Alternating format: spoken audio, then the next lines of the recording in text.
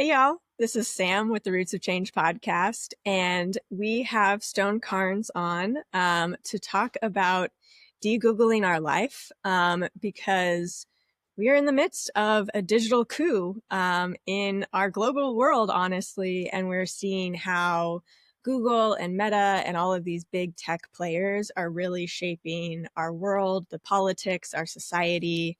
And so we want to talk about the power that we have within these digital spaces for us to build something better, for us to reconnect, and for us to build up our movements.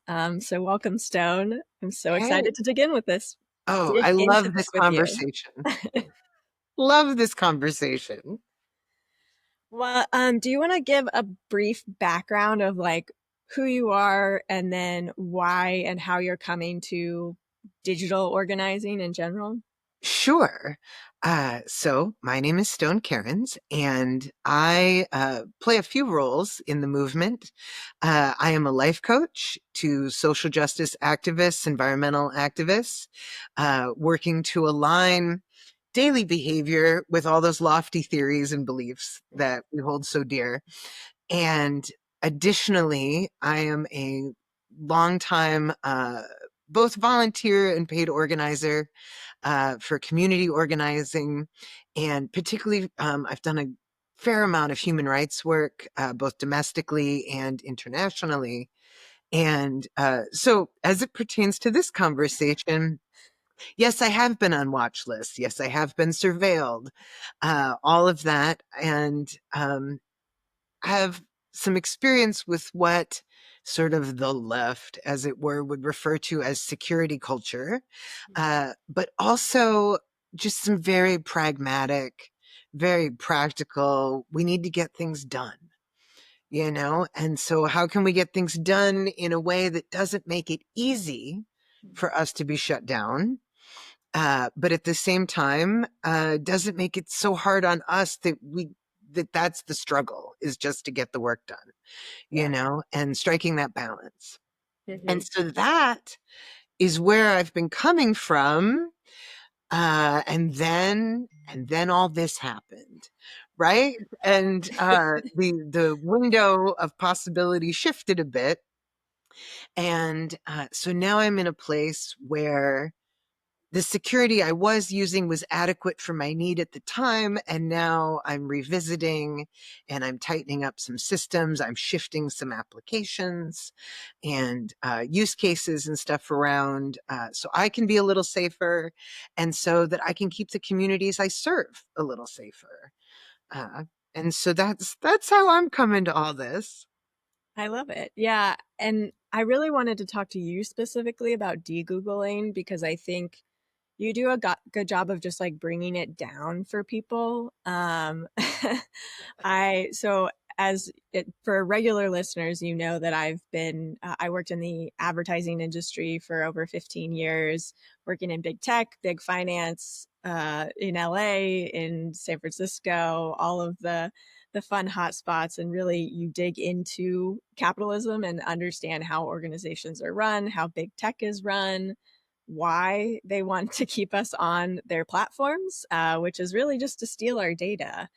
But I think what is so important for us right now is to recognize, again, like that power that we do have, because there's a lot of like intentionality to make it feel like big tech is very overwhelming and that we only have these big tech options.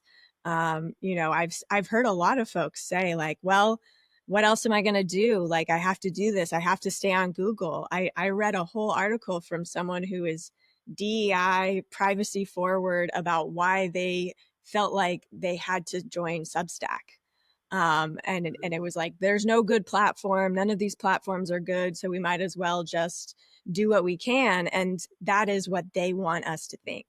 And Yes. so today we're going to give some very concrete examples of apps and platforms that you can move to because they are there, they're growing, and there's a lot of really exciting opportunities there too, for us to really organize and for the apps to be more organizing forward. Because the other piece is like big tech is built for big business. It's built for capitalism. And if Mhm. we're doing the opposite of that, then it's really hard for us to mobilize on apps that are against our interests. Yes. The internet doesn't have to suck. Yes. There was a dream back in the day of an open internet and the free exchange of ideas, and it worked for a minute. And then we saw these forces, both of capitalism and of surveillance, and this marketing of data, Yeah. right? And then that really closed down a lot of the potential of the internet. Mhm. But we have a couple of advantages because the world is a very big place.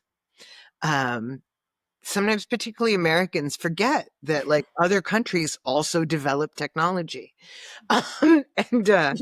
and we don't have to live this way. There are other possibilities, and there have always been pockets of the internet where more freedom existed, where more privacy existed, where there were more possibilities and options. Um, and for a while, that was in that like bubble where only like tech people got it. And Mm. so you would ask about things and they want to talk to you about your DNS server and how you're going to port this to that and the other thing. And for me, it was maybe not overwhelming is the word, but it was nothing I wanted to deal with. Yeah. Like, I wanted to write an email. I wanted to make a poster. I didn't want to learn about porting all my stuff and gateways and PGP and all this, right? Yeah.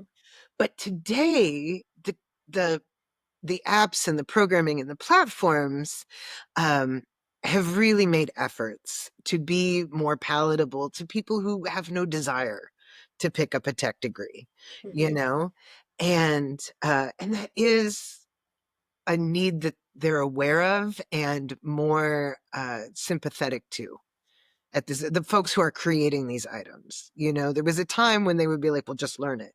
And now they're like, all right, we need a better user interface. We need to make this more intuitive.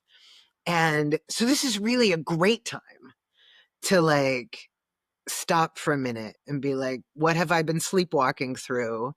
And where can I wake up and make some different choices that are going to be better for me, not just in terms of stopping surveillance, but like better for my whole quality of life, you know? Yes. Yeah. Yeah, and I want to get into enshitification, which we I love that word, and I just every time I share it with new people, they're just like, "Oh yes, that is such a good word." And That's so the word. Yeah.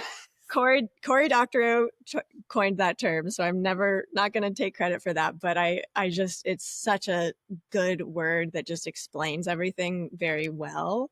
Because, like you said, we've been slow walking into enshitification, which Mhm. is really just to say that a lot of these big tech platforms, their whole goal is to make money, and a lot of them make money off of ads. And so their goal for us is to stay on the platforms for as long as possible.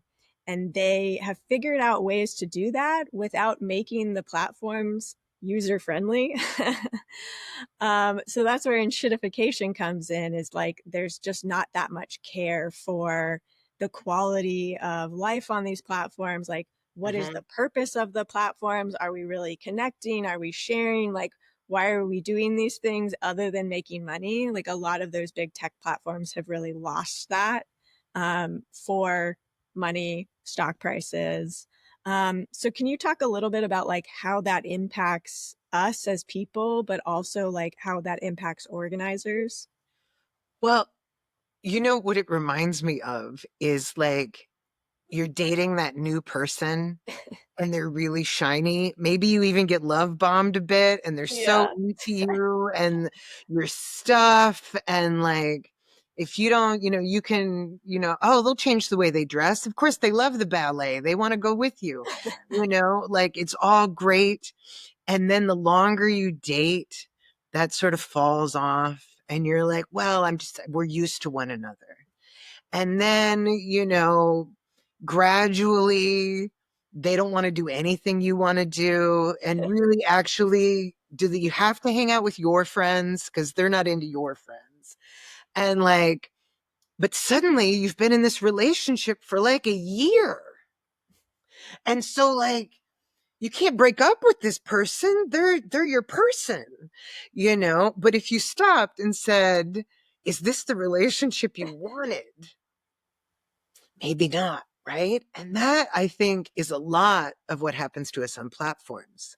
We get into the sunk cost fallacy. Oh, I've got all my stuff like on this drive, it's so hard to export all my photos. And it doesn't immediately feel like I'm going to get this big benefit. Like I'm going to move my drive and I'm going to move all my photos, and no one is going to come and sprinkle me with fairy dust. No one's going to send me flowers and congratulate me. There's no reward for that. Right. And I stay where I am, and I stay where I am with the people I'm with. Right. And so as organizers, I want to question that, right? Because I know a lot of the organizations I work with, there's a feeling like, oh, we have to be everywhere. We have to have a channel on not just Facebook and Instagram, but we have to be on Blue Sky now. And oh, we're running over here. And do you have a Substack? And all this stuff. And we don't. We don't, because your people may not be in those places. And that is okay. And not only may your people not be there, but are the people on those platforms, even if you want to recruit new people, bring them in, does the platform encourage greater engagement, right? And the answer on a lot of these data mining platforms is no. They create the appearance of engagement. Oh, you got 47 likes or whatever. Okay, great. Of those 47 likes, who's going to actually come to the protest? Who's going to call their congressperson? Who's going to organize the food line? Like, is that real engagement, or is that just 47 people saw you and didn't hate you enough, so they managed to click the like button, Or they just got really angry and they like, social media is driven by emotions. So it's like, yeah, I agree with you, save the planet. And you get that like, but like, what does that like do in the long run? Right. And the other piece of that is that we allow these apps to shape our reality. Yes. And so we believe that that we have to post in a certain way, or we believe that we have to produce content in a certain way. And what we're really saying is to gain traction on the algorithm, right? But are those methods in service of our people?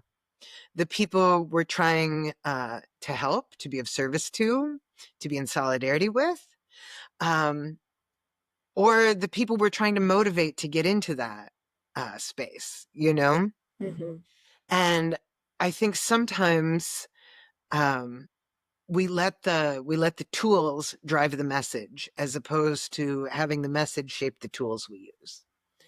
And as it's fun, it is fun to find new apps because it opens up a lot of my thinking about what I could be doing.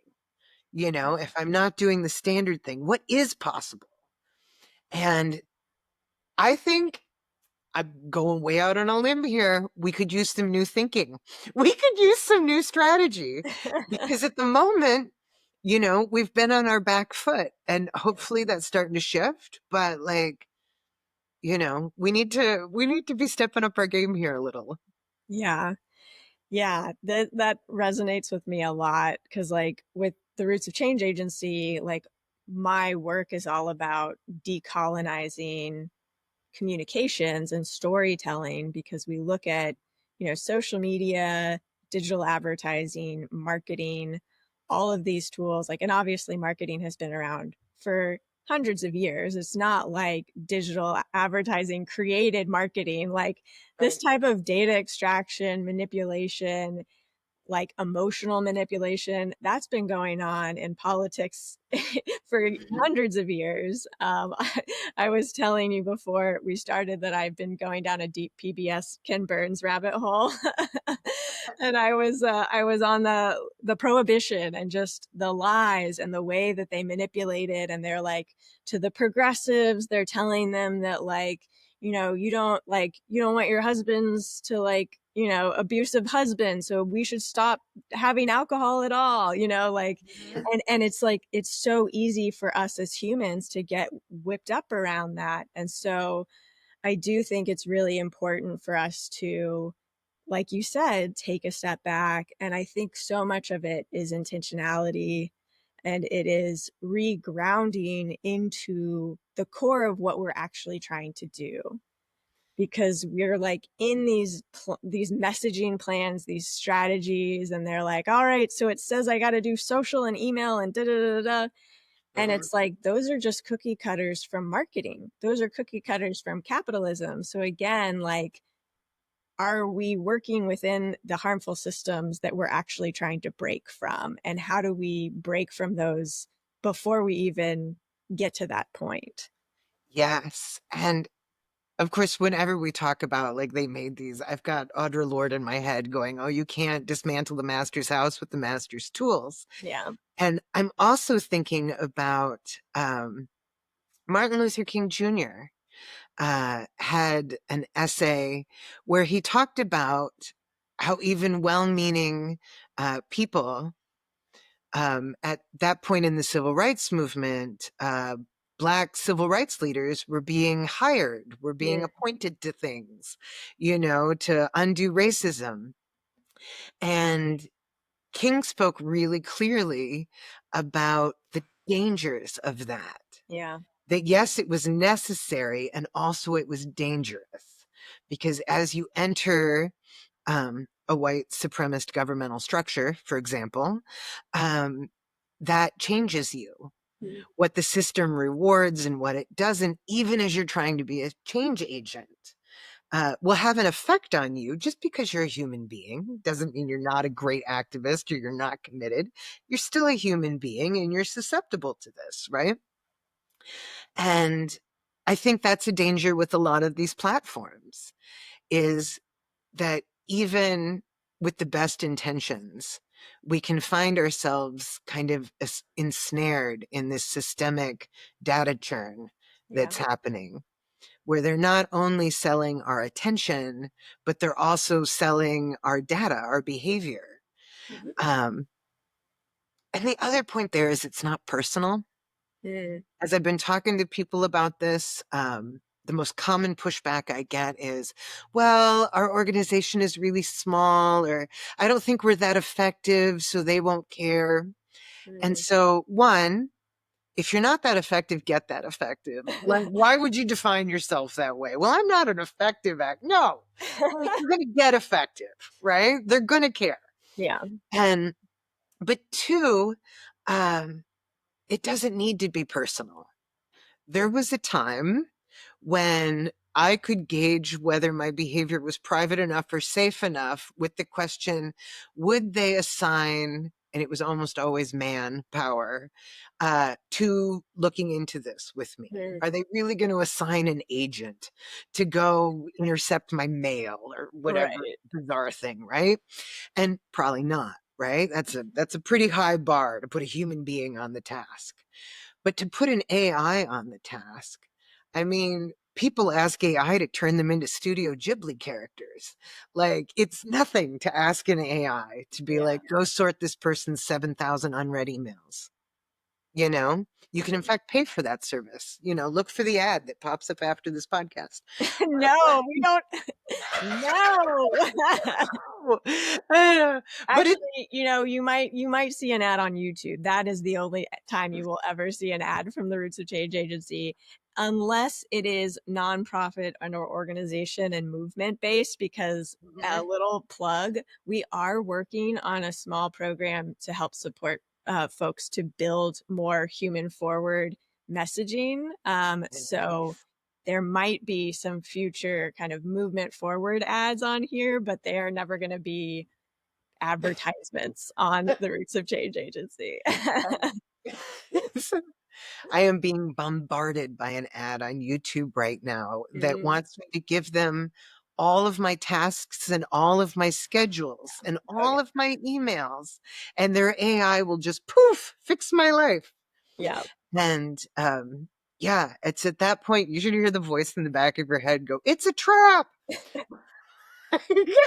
I just keep thinking of like, danger, Will Robinson, danger. Absolutely.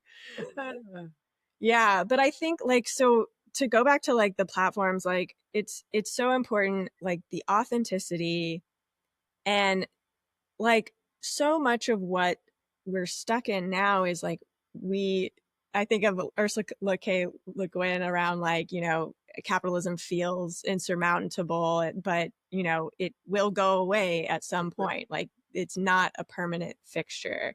And so we feel like we're really trapped in these platforms and these systems, like Google in of itself. Like, we're about to get into that around like where you can go, but like Google does messaging, they do mail, they do search, they do advertisements, cloud compute, like they do so much that I get it. It's really hard to move, and that is the entire point, is that they want us to be a Google person, as that is our identity. And so much of it is like, how do we get back to our humanness, and how do we get back to the authenticity of how we connect with people?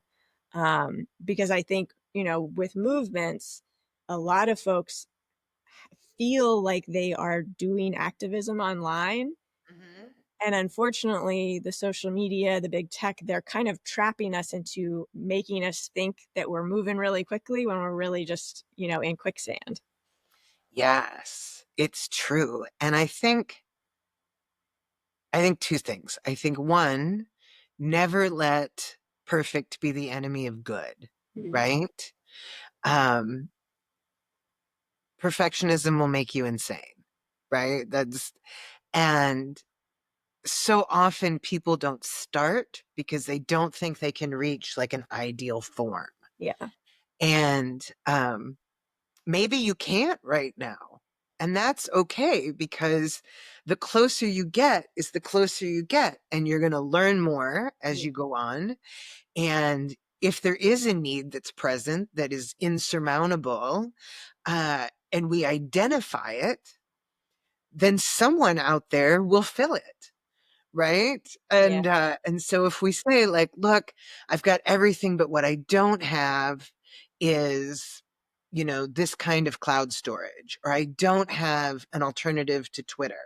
Mhm. And bless them, the folks who are tech inclined take that as a personal challenge. They do take it personally. And so they're like, all right, let me work on it. Right. And it really is a very rich, fertile time for that. And so the answer, as always, is to just start. You know, it's the old adage. I've been hearing it so much lately. The best time to plant a tree is 20 years ago. The second best time is now. Yeah. And a question that's been helpful to me. Um, Sam knows I'm a huge Cal Newport fan. Uh, Cal Newport is actually a computer science professor at Georgetown University. So he is not anti-tech, right? He's not like, oh, the machines. No, no. He's made a life for himself with the machines. Uh, but he is also very interested, not just in productivity, but intentional productivity, in what he calls deep work, being able to do our best, most creative work. And he advocates for digital minimalism, which isn't, I only use a text editor in this one window. It's asking yourself the question, what do I need to do? Mhm. What are the things I need to do? What are the end results I need to have in place? And then choosing your tech on the basis of that question, which is different than how a lot of us choose our tech. And I am as guilty of this as anybody. give me a shiny, beautiful user interface. And I'm like, what could I use it for? Let me go find a use for this thing, right? I do it all the time. There are so many great apps out there. I don't need them all. Good to know they're there if I ever have a need, but I don't need them all. And so for me, the first step of de-Googling is to sit down and say, what do I need? What are the tools I need? What needs to be possible? What needs to happen? Some of that is I need to talk to my 84-year-old father who still refers to the whole thing as the computer. Okay, that's a need. Write it down. We're going to need to find tools that meet that need, right? And then the second question I would ask is, what do I mean by de-Googling? Like, do I just want to get away from the alphabet company? Or am I looking for digital sovereignty, where I am the one who possesses the hard copy of all of my data and files? Or uh, is it something in between? Is it I'm fine with my stuff being on the cloud or belonging to other people, but I want to know that my privacy is secure, that my relationship with that company is just between us. You know? And and so then when you have those two answers, that's a really good set of beacons to like sort of steer your path as you're making different choices. Mm-hmm. So that's where I'm coming from. That's the gospel I'm preaching these days. Yeah. No, I very much align with that because I practice like slow productivity, and I feel like just since the pandemic, which is obviously ongoing, since 2020, I've really been seeing like, okay, work is so fascinating because so much of us slash all of us get thrown into work and we don't have any map or anything. Mhm. Usually you don't have a good onboarding process when you start jobs. And so much of us are just flying by the seat of our pants when it comes to work. And we don't really talk about that. And I find that so fascinating. And I think that's one of the biggest things that's we're struggling with right now as a movement, particularly within some of the more kind of structured places like nonprofits, because, well, that's how we've done it. That's how we do work. That's how we do marketing. But what you're suggesting is the roots of change, getting back to the root of why we communicate, why we connect, which is to Yep. create the change. It is to like break apart that cognitive dissonance that people are really experiencing right now. And Yes. so like the questions that you ask, I think are so important, because it's more about like, what are my values? How do I want to move in this world? And how can I be most effective in that? And I think those Mhm. are questions that are completely outside of digital and tech entirely. And so I think that's what's really important, is that when you're evaluating tech, you also need to be a human when you're doing that. Yes. When I started this process with myself, I got a piece of paper and I started drawing circles and arrows, and I need the email to connect to the calendar because just functionally, that's everything comes to my email. How do I get it into my calendar? Mm-hmm. You know, and some of that was like literally sitting out and writing out my answers. What am I trying to do? You know, what is the goal of this project or this campaign, right? We Mm-hmm. hopefully in our organizations we start with those questions, hopefully. Yes. And And if not, you can check out our free resources and tools on the Roots of Change website.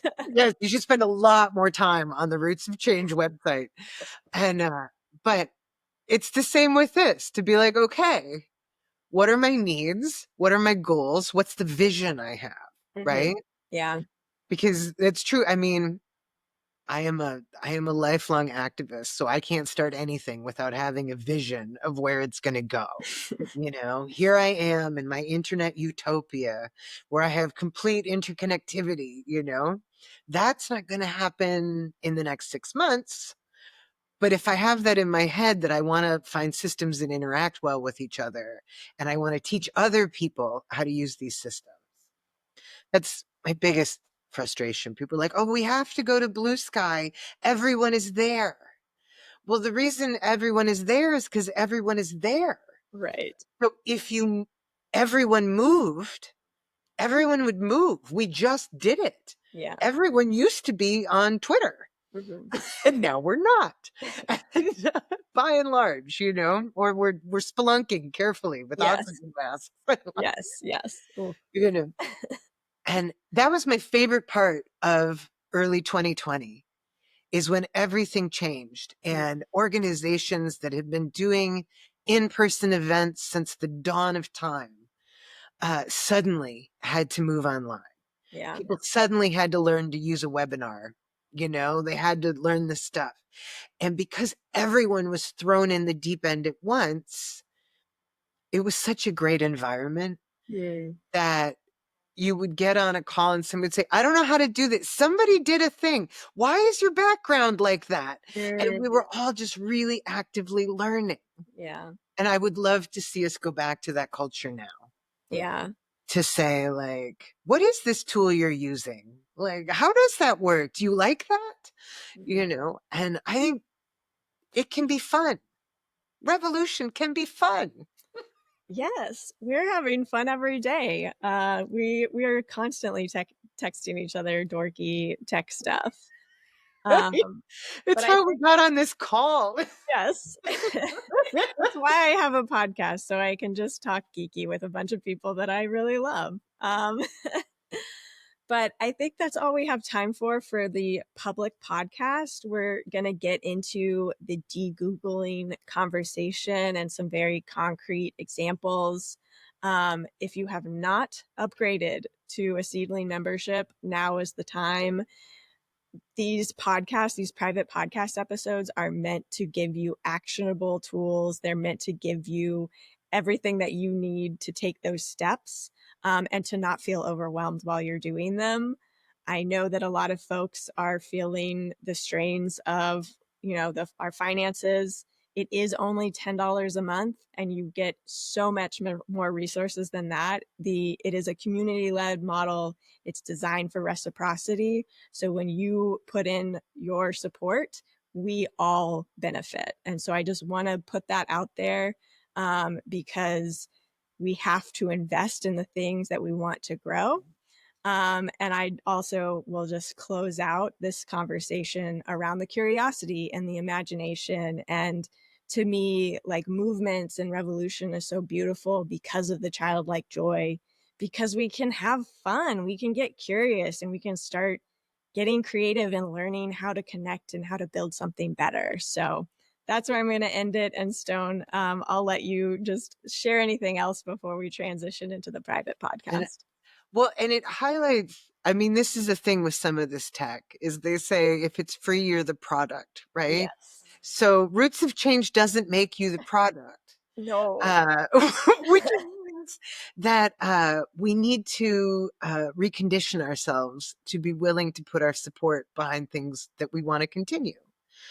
Um, and as we talk about specifics, like we'll talk about Signal, I'm sure, which is an encrypted messaging app, and they are funded by donation. And for me, it was a conscious act to say, yeah, I like this free service a lot. Hmm. And I want them to keep making it better. So I'm going to contribute. And yeah, so please join the Big Roots of Change family fun. It Yeah. is well worth supporting as a project. Thank you, Stone. And we all contribute as well. And so all of that, those funds go back to the community, go back to collaborators. So you are supporting Stone, you're supporting Taj Smith, Sharon Hurley Hall, Joe Cardillo, all of those folks.